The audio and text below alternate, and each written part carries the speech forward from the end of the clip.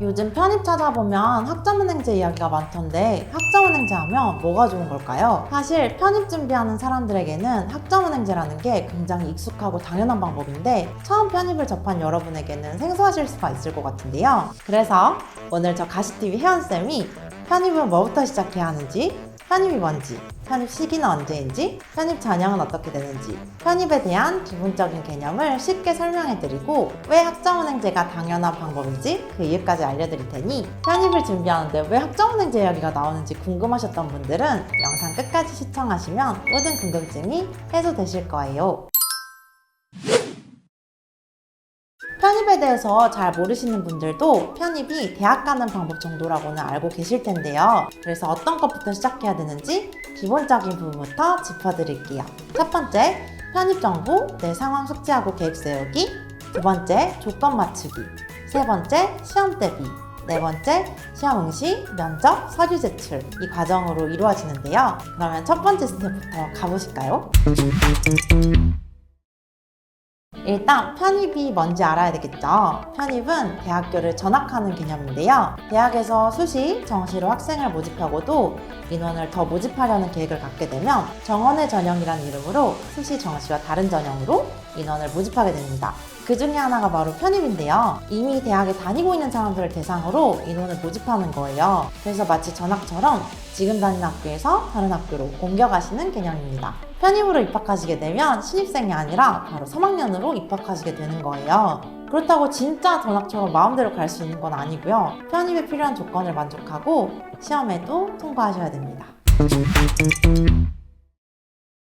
편입은 매년 12월 지원을 하셔서 평가를 거친 다음에 3월에 입학을 하게 되는데요. 이 지원 시기가 매년 학교마다 달라지기 때문에 모집 요강 확인하는 게 정말 필수적입니다. 예를 들면 24년도 편입학 기준 주요 대학 중 하나인 한양대는 12월 12일부터 접수를 받았었고 1월 7일에 편입시험을 진행했고요. 경북대 같은 경우에는 12월 11일에 원서 접수가 시작되었고 1월 4일에 편입시험을 진행했습니다.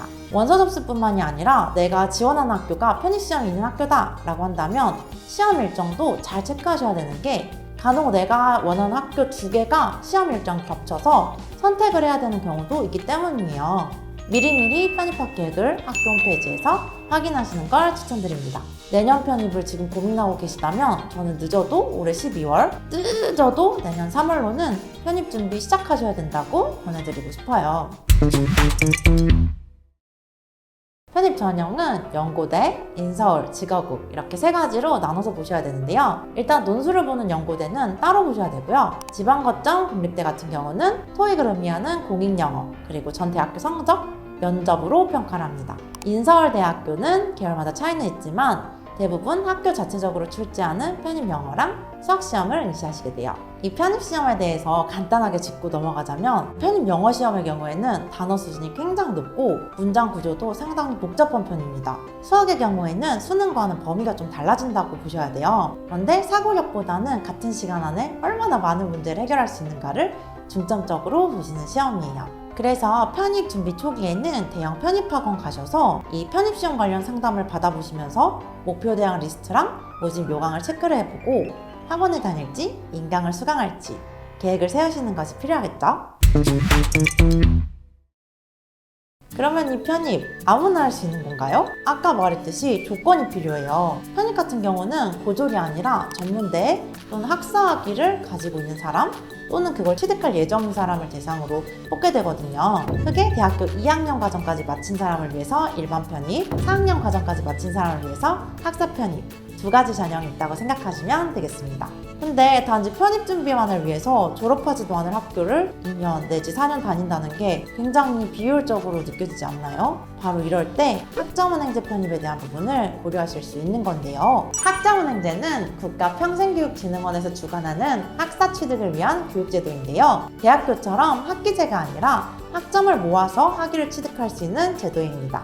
온라인으로 기간이랑 비용을 단축하면서 자격 조건을 갖출 수가 있어요. 그럼 이 학점은행제로 편입 조건을 갖출 때 생기는 장점은 무엇이 있을까요?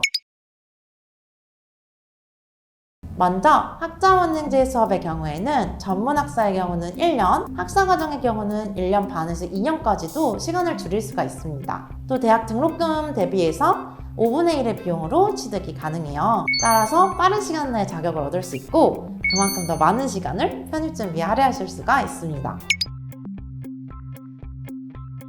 해보신 분들은 보통 10배 정도는 쉽다라는 말씀을 하십니다. 일단 100% 온라인으로 진행되기 때문에 과제나 시험에 대한 부담이 덜하고요. 예를 들면 시험을 오픈북으로 본 방법 같은 걸 알려드리니까 학점 취득에 대한 부담을 좀 많이 줄이실 수가 있어요. 학점을 잘 받아야 되는 학생들도 있지만 그냥 이수만 하면 되시는 분들도 많이 수강하고 계시기 때문에 과목 선정만 잘해주신다면 좋은 성적 만들기는 유리하실 거예요.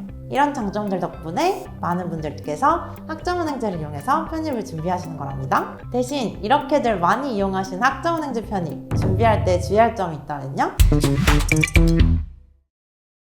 일단 이 학점은행제로 학위 취득할 때 필요한 서류나 절차들을 잘 밟아가지고 지원할 때 문제가 되지 않게끔 하는 게 기본이겠죠? 특히 서류 제출은 보통 막판에 이루어지기 때문에 시기에 맞춰서 미리미리 준비하셔야 하는 경우가 대부분이니까 그런 부분을 잘 체크해 주셔야 됩니다. 그리고 기간 단축을 위해서 취득하시게 되는 자격증, 독학사 같은 시험 공부 방법이나 일정 이런 거 잘 알아봐서 기간 내에 잘 준비하실 수 있게끔 해야겠죠. 또 비교적으로 성적 관리 잘 할 수 있는 과목들을 선택해 주시고 주변 경험자의 조언들을 잘 들으면서 진행을 할 수 있다면 훨씬 더 좋은 결과를 내실 수 있으실 거예요. 자, 이렇게 편입이 뭔지, 편입할 때 학점은행제 이용하면 좋은 이유, 주의사항까지도 다 알아봤는데 그래도 처음 보는 학점은행제라는 제도가 생소하신가요? 혼자 하기가 어려우시다면 저와 같은 학점은행제 담당자의 도움을 받아서 진행해 보실 수도 있답니다. 학점은행제 관련해서 학습 설계, 학습 관리, 성적 관리와 같이 전반적인 부분들을 계속해서 케어해드리기 때문에 훨씬 더 수월하게 준비하실 수 있으실 거예요. 학점은행제를 통해서 편입을 준비하려고 하는데 뭐부터 해야 되지? 생각이 드시는 분들이라면 언제든 저희 회원쌤에게 1:1 상담 문의를 남겨주세요. 감사합니다. 더 궁금하신 점이 있거나 영상에 나온 선생님과 상담을 원하시면 글씨는 제목 아래에 있는 더보기란을 클릭, 상단에 있는 상담 링크를 클릭하셔서 문의를 남겨주시면 됩니다. 모바일은 화면 아래에 있는 더보기란을 터치, 상담 링크를 확인해보세요. 카카오톡 상담은 댓글에 있는 링크를 클릭하셔서 궁금하신 내용 남겨주시면 빠르게 답변 도와드리겠습니다.